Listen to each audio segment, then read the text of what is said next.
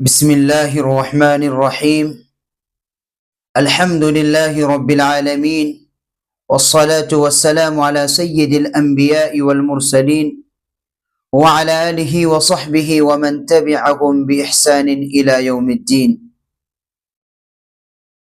قربانی کے متعلق کچھ ضروری مسائل چل رہے ہیں۔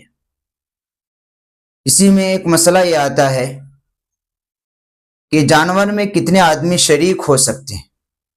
جس جانور کی قربانی کی جا رہی ہے اس میں کتنے آدمی شرکت کر سکتے ہیں۔ جانور دو طرح کے ہیں، ایک چھوٹے جیسے بکرا بکری، بھیڑ دمبا۔ بکرا بکری یہ صرف ایک آدمی کی طرف سے ہوتا ہے، اس میں شرکت جائز نہیں۔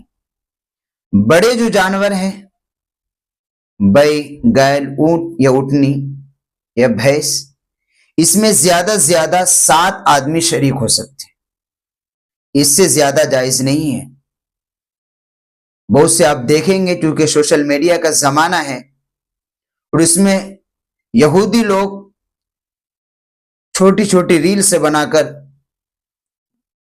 اس کو وائرل کرتے ہیں، مسلمانوں کو تذبذب اور ان کے عقائد کو اور ان کے علم و عمل کو خراب کرنے کے لیے وہ لوگ 10 آدمی کی شرکت کو جائز قرار دیتے ہیں۔ بالکل غلط ہے، بے بنیاد بات ہے۔